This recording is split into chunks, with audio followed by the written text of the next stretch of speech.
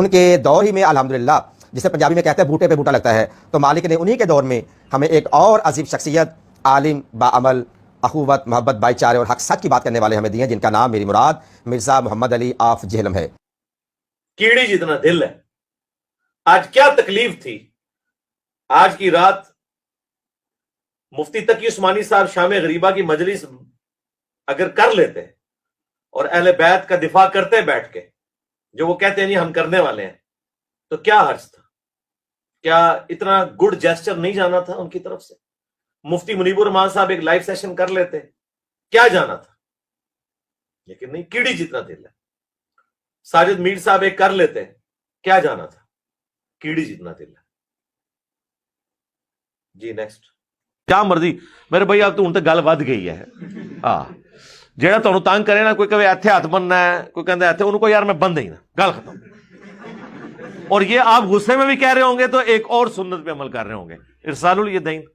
میں نے تو آپ کو بتایا، میں نے تو سال ڈیڑھ سے ہاتھ باندھنا آلموسٹ چھوڑ دیا ہے، کبھی کسی نفلی نماز میں باندھ دوں، میں تو فرض نماز بھی آج چھوڑ کے پڑھتا ہوں۔ لہذا ہمارے نزدیک محتاط رویہ آخری درجے کا یہ ہے کہ دونوں طریقے سنت ہیں،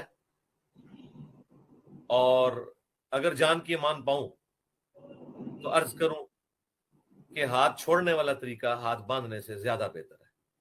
میں اگر رضی اللہ عنہ کہتا ہوں تو میں باغی بھی کہتا ہوں۔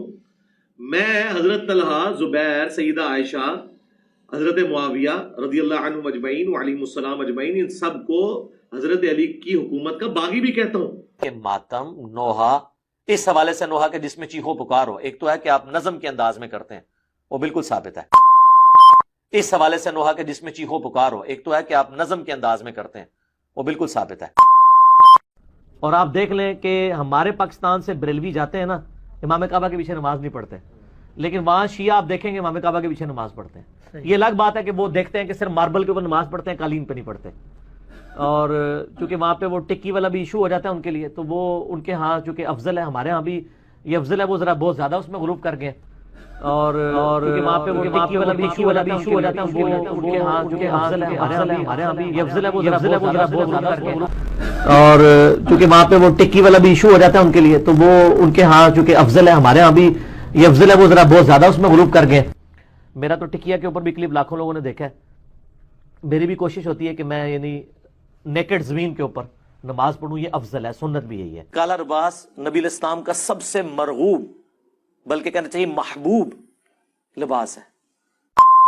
کالا لباس نبی الاسلام کا سب سے مرغوب، بلکہ کہنا چاہیے محبوب لباس ہے۔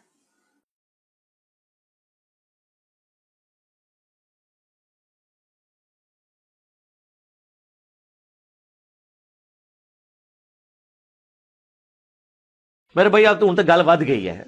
ہاں جیڑا تانوں تنگ کرے نا، کوئی کہے ایتھے ہاتھ بننا ہے، کوئی کہندا ایتھے، انہوں کو یار میں بند ہی نا، گل ختم۔ اور یہ آپ غصے میں بھی کہہ رہے ہوں گے تو ایک اور سنت پہ عمل کر رہے ہوں گے، ارسال الیدین۔ میں نے تو آپ کو بتایا، میں نے تو سال ڈیڑھ سے ہاتھ باندھنا آلموسٹ چھوڑ دیا ہے، کبھی کسی نفلی نماز میں باندھ دوں، میں تو فرض نماز بھی آج چھوڑ کے پڑھتا ہوں۔ لہذا ہمارے نزدیک محتاط رویہ آخری درجے کا یہ ہے کہ دونوں طریقے سنت ہے، اور اگر جان کی امان پاؤں تو عرض کروں کہ ہاتھ چھوڑنے والا طریقہ ہاتھ باندھنے سے زیادہ بہتر ہے۔ اب اگر کسی کے پاؤں پہلے ہی دھلے ہوئے ہیں اور اسے وضو کرنا پڑتا ہے اور کوئی گرد وغیرہ نہیں لگی ہوئی، گھر میں بیٹھا ہوا ہے اور وہ مسح کر لیتا ہے، تو کوئی حرج نہیں اس میں کہ اگر ہم ریشو کیلکولیٹ کریں تو 60% شیعہ کے حق میں پلڑا مضبوط ہے اور 40% اہل سنت کے حق میں، یا 30% کہہ لیں اہل سنت کے حق میں اور 70% شیعہ کے حق میں۔ اہل تشیع کہتے ہیں وہ غار میں چھپے ہوئے ہیں، ظاہر ہوں گے، اہل سنت کہتے ہیں پیدا ہوں گے۔ اس جھگڑے کو رہنے دیں، اس جھگڑے سے بالا تر ہو کر امام مہدی کے اوپر بات ہونی چاہیے کہ ان کے اوپر ہمارا اتفاق ہے کہ آخر میں ایک خلافت علی منہاج النبوہ آنی ہے۔ اگر اصحاب کہف کو اللہ تعالیٰ 300 سال تک سلا سکتا ہے، امام محمد مہدی بھی اگر پیدا ہوئے اور کسی غار میں ہے تو کوئی فرق نہیں پڑتا، اللہ تعالیٰ کی قدرت سے کوئی بعید نہیں ہے۔ اگر کوئی وہ بھی ماننا چاہتا ہے، یہ کوئی کفر اسلام کا مسئلہ نہیں ہے۔ کیا گھر میں علم لگانا جائز ہے؟ اور اگر علم میں صرف سلام یا حسین لکھا ہوا ہو اور عقیدہ بھی وہ والا نہیں ہو تو جائز ہے؟ کائنڈلی آنسر می۔ لگا لو یار، کوئی مسئلہ نہیں ہے، وہ ماسلت وہ والی نہیں ہونی چاہیے، پنجے شنجے نہ لگائیں۔ ٹھیک ہے، آپ نے جہاں پاکستان کا جھنڈا لگایا ہوا ہے یہ بھی لگا لیں یار، کوئی مسئلہ نہیں ہے، ٹھیک ہے۔ البتہ وہ جو علم یہ لگائے جاتے ہیں پنجوں والے، جو ایک خاص سمبل بن چکے ہوئے ہیں اور اس کے ساتھ کیا کیا عقیدے وابستہ ہوئے ہیں، وہ تو سب بدعت ہے.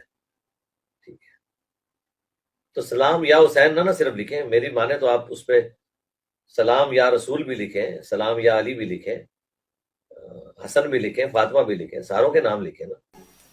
نیکسٹ سوال حماد صاحب کی طرف سے ہے، ہم سید ستہ کو حجت اس لیے مانتے ہیں کیونکہ ہم سنی گھر میں پیدا ہوئے، کیا اصول کافی مستند کتاب نہیں ہے؟ ہاں جی، اس میں یہ سوال میں نے پڑھ لیا. آپ کی آواز کٹ رہی ہے بلال بھائی، لیکن میں نے پڑھ لیا. ہاں جی، ہم سیاستہ تو لفظ غلط ہے، کتب ستہ یعنی 6 کتابیں، صحیحین تو صرف بخاری مسلم ہے، باقی سنن اربع ہیں، 4 سنت کی کتابیں. ہم سنی گھرانے میں پیدا ہوئے، کیا اصول الکافی مستند کتاب نہیں؟ تو مانے اصول الکافی کو، ہمیں تو کوئی اعتراض نہیں ہے. ہمیں مسئلہ یہ ہے کہ عقیدے کی بنیادی کتاب قرآن ہے، قرآن کے بعد سنت کی طرف آئے، اور کوئی عقیدہ ہمیں مجبور نہیں کرتا کہ ہم یعنی قرآن کے خلاف رکھ لیں کسی سنت یا حدیث کی بنیاد کے اوپر. بلکہ اصول الکافی کے تو مقدمے میں امام جعفر علیہ السلام کا قول موجود ہے کہ ہمارا بھی کوئی قول تمہیں پہنچے جو قرآن کے خلاف ہو تو اسے چھوڑ دو. اس طرح کی کوئی روایت اہل سنت کی کتابوں میں نہیں ملتی، ائمہ کے اقوال ملتے ہیں، لیکن شیعہ نے اصول الکافی کے مقدمے میں یہ امام جعفر کا قول لیا ہوا ہے. تو عقیدوں کی بنیاد یہ ہے. باقی ٹھیک ہے، آپ مانیں اصول الکافی سے بھی لیں چیزیں جو قرآن کے مطابق ہے، وہ آپ لیں. کیا بخاری مسلم کو چھوڑ کر صرف نہج البلاغہ کے حساب سے دین پر چل سکتے ہیں؟ قرآن اور نہج البلاغہ؟ جی سب سے پہلے تو قرآن پہ چلیں نا جی، پھر جس کے اوپر آپ مرضی چلیں، جو آپ کا دل ٹھکتا ہے قرآن پہ چلیں پہلے. حسين ابو عشيق خلص يطير